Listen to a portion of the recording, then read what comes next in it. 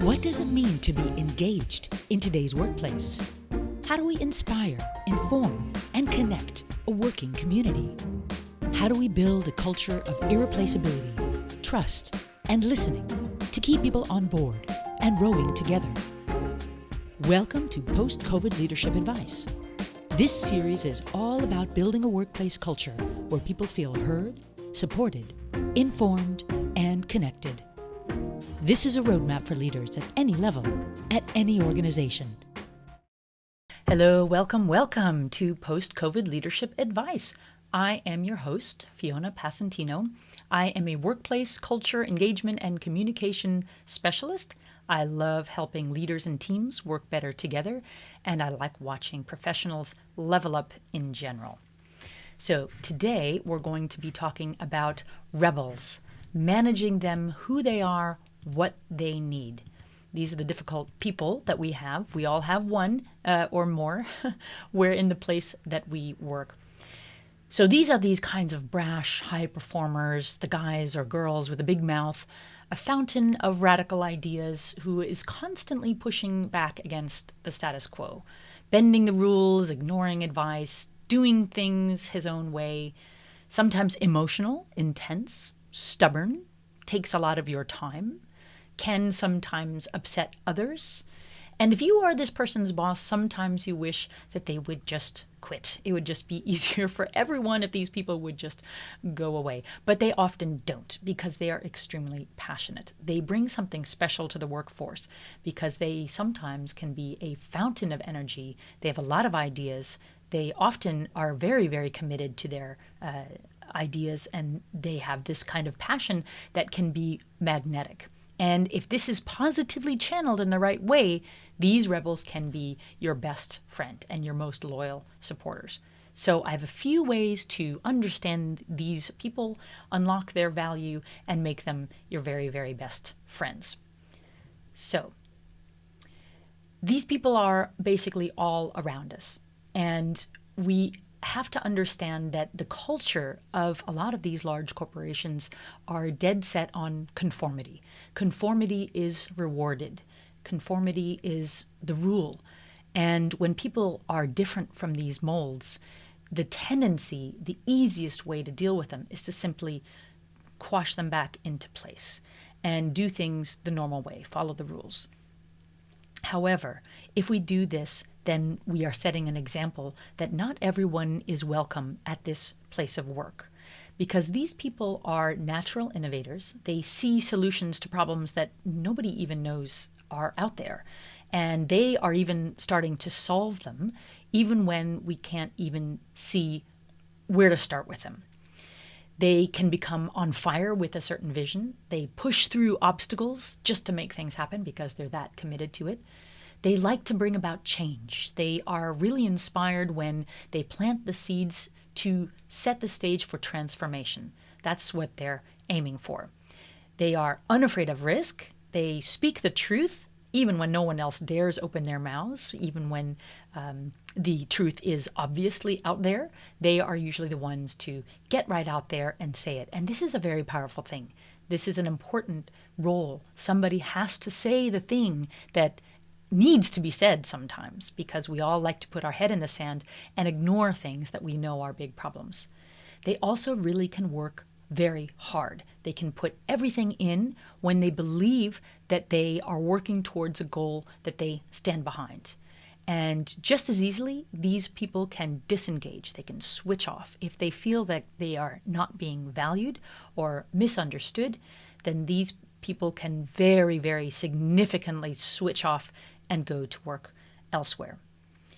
So, first of all, these rebels show a high degree of creativity. They can be a star if they are in this safe space, and a really true team player, a convincing communicator, and an inspiration to others. And this person can be extremely loyal to this team if they are in a place that is safe. We all intuitively know and understand that creativity and innovation is the key to driving strategy and profitability and growth. On paper, we all know and understand this, and that risk-taking is an essential ingredient for surviving in today's business climate. We need to try and fail. I think it was run fast and break things, test radical ideas, and put them into practice without fear. See what goes right, see what goes wrong. The wrong things we toss aside, the right things we go for. This is this kind of innovative mindset. But not everybody actually does this. Very few people in an organization have the appetite for this kind of risk and this kind of transformation. We all generally like to log in, do our stuff, and leave. And the fewer things that change around us, the happier we are, because change is a lot of work and we don't have time.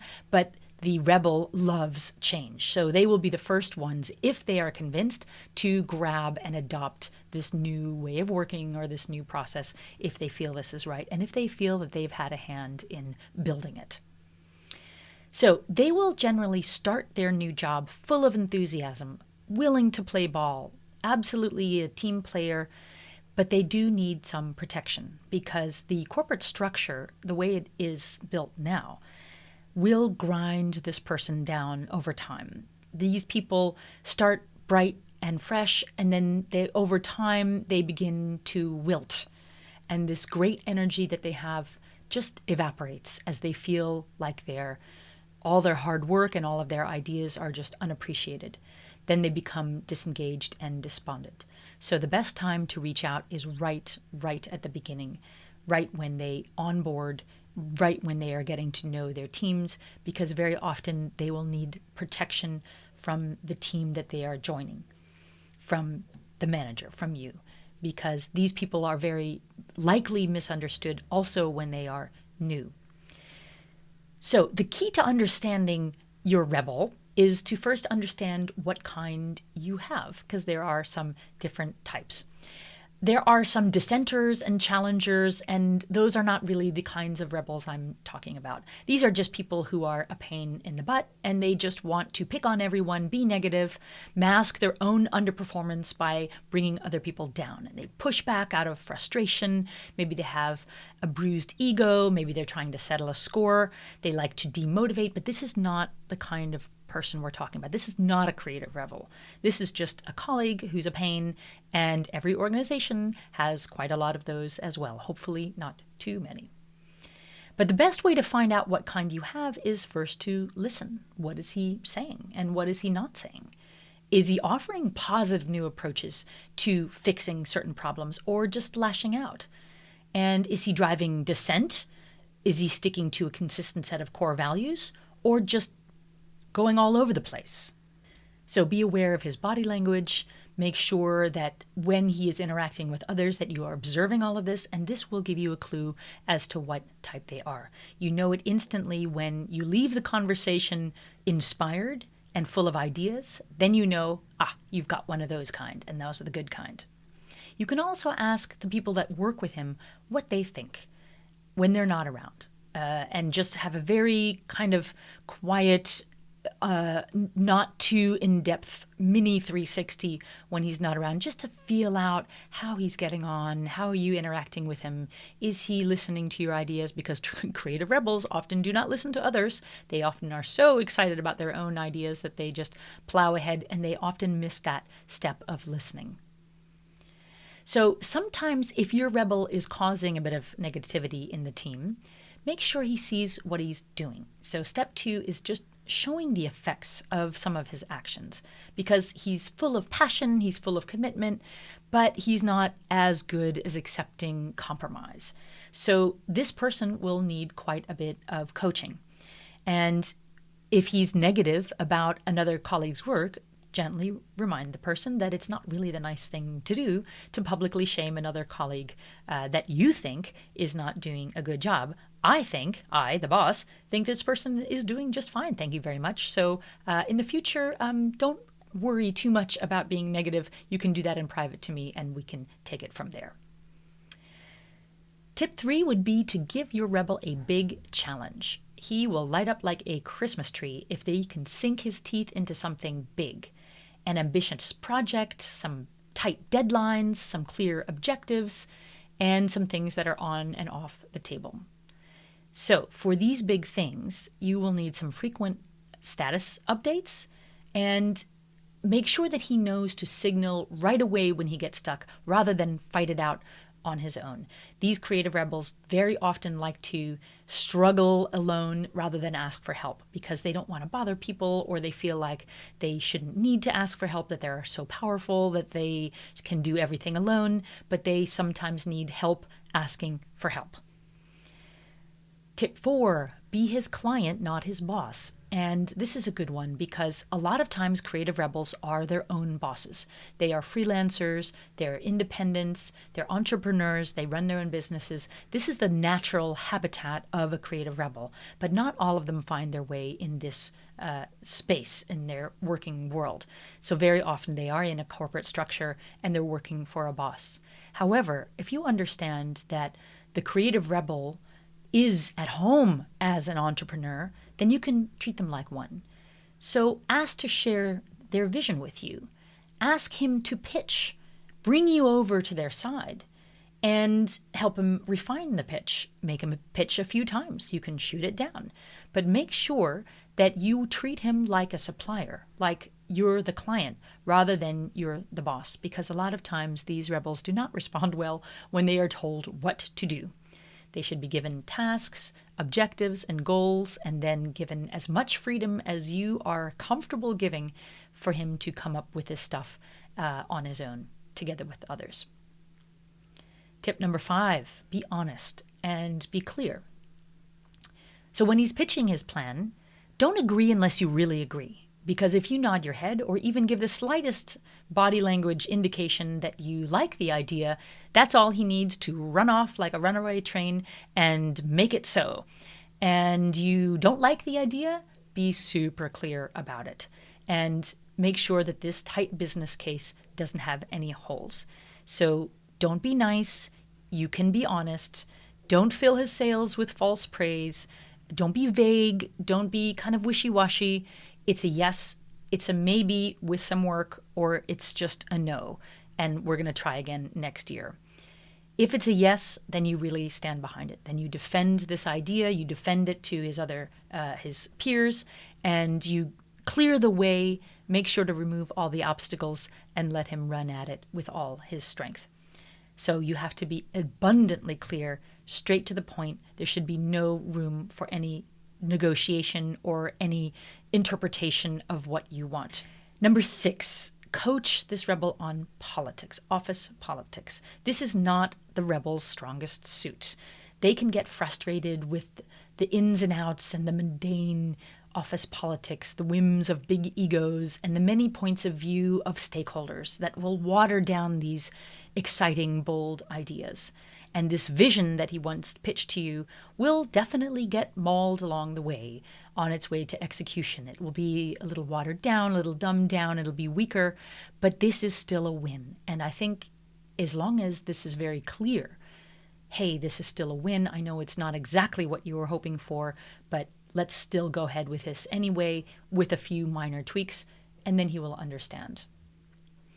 This means spending a bit of time stakeholder mapping. This might seem ridiculous, tiresome, obvious if you're a seasoned corporate manager, but this is very, very valuable for the creative rebel who doesn't really think in terms of office politics. They are much more about the vision, much more about the project, and not so much about all the people that will slow him down. So make sure to include what each stakeholder would want and need, what they are passionate about, what their agendas might be, hidden or otherwise, and make sure this is a clear list, whose ideas matter, whose don't, and why or why not. Tip 7 is give them space. Trust that he is doing his best and working hard to deliver. He will find the way that no one else thought of, and he is shooting for the stars. As long as there are a regular set of benchmarks and a schedule of deliverables, he should have the freedom and the space to work that magic. Remember, you're treating him as a supplier. You're the client, not you're the boss, telling him how to do what he needs to do. He will also draw inspiration from other environments, so don't be surprised if you don't see him at the office or working at a cafe, because that's where he goes. He knows what he needs to get his inspiration, where he needs to get his creativity. He knows that when he needs to collaborate, that he will come to a collaborative space, and when he needs to do that deep focus work, you will likely not see him, and he will probably also not respond to your emails or your text. He will be shutting off the world, as one ought to do, to create that sense of flow so he can get the work done. Remember, if he has these big ambitious projects to do, he will need a lot of focus time and no distractions. And also the team members might need to know that this is going on. Finally, the last tip, number 8, praise him. This rebel wants to be your first knight. He wants to make you shine. He loves positive feedback, and he needs positive feedback in a way likely that other people do not. So building his confidence is the key to engaging this type of professional. So you value his ideas, you value his passion, you value that he likes to look at things from a new perspective. He might not always get the details right. He might need a little bit of polishing along the way, but his heart is in the right place and his energies are extremely welcome. Do encourage him to seek advice from key individuals so that they can shape his plans and they will become even better and more accepted.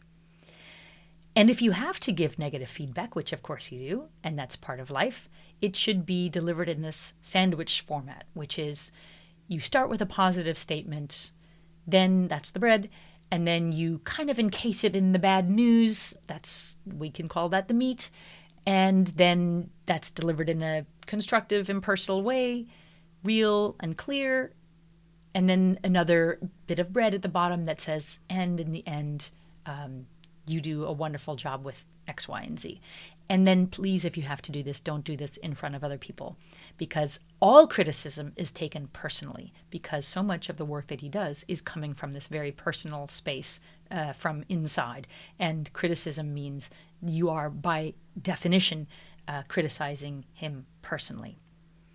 So in the end, this is a little walk through how to get your creative rebel to play ball and positively infect the others around him.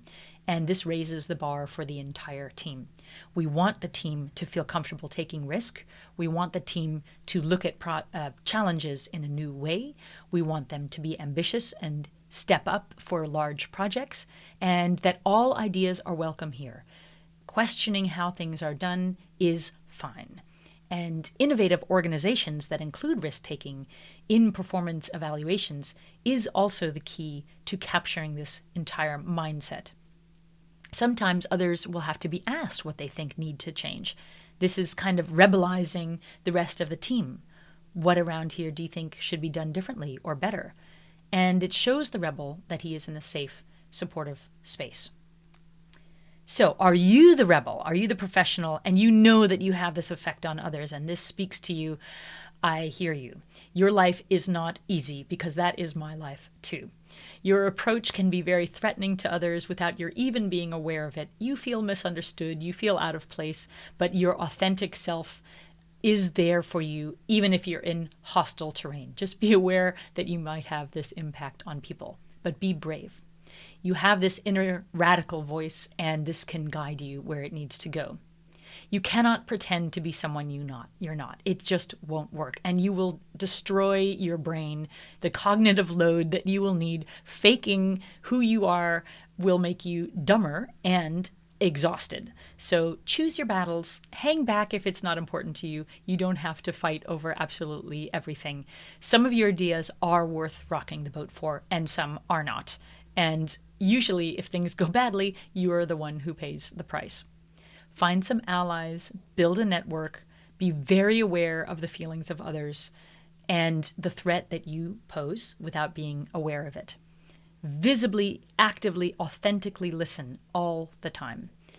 Try to agree with as much as you can, even if you think it's dead wrong or stupid. There's always some merit in somebody's ideas. You can always find something, some common ground that you agree on. And that's where you start the conversation, and that's where you continue to build on it. Even if you think the idea is stupid, some aspect of it will be brilliant, and that can be woven into the full plan. So the more ideas that you can incorporate from others into your big new strategy, the better. Praise your colleagues excessively. Thank them for their help. They really do want you to do your best. Share credit with them. Even if you do 99% of the work, share credit as much as you can with others. So in some cases, bypassing the rules and regulations is the only way to get the job done. But this is a superpower that should be used very cautiously. Try doing things the right way first. Go by the rules first. And if it doesn't work, that's what your manager is for. Your manager is there to remove obstacles and to support you. Not for you to run at a brick wall with your head first, because that will end usually with the wall being just fine and your head hurting quite a bit. So try to keep a low profile when you do this. Ask for help from your manager. Don't seek too much visibility. It awakens the organization's natural immune system. You know what happens when there's a virus in the system. It doesn't usually end well for the virus. So try to keep that profile low and focus on what matters, which is your work and which is the merit of your ideas. You work for an organization and you work for the customers. You do not work for yourself. You are not in business for yourself. So you do have a boss, and just accept it. Try to see your boss as a client, and then that will help kind of brainwash you into accepting what they have. We have no trouble when a client tells us that we're doing something wrong or delivering the wrong project. So when a boss says this, you just imagine that that person is your client. So I hope this has helped you, both the managers of the Rebels and the Rebels themselves. Good luck out there for all of you. Thank you for being a part of this episode. Subscribe, follow, so you never have to miss another one. These ideas are based on the Comic Books for Executive series. Go to postcard.co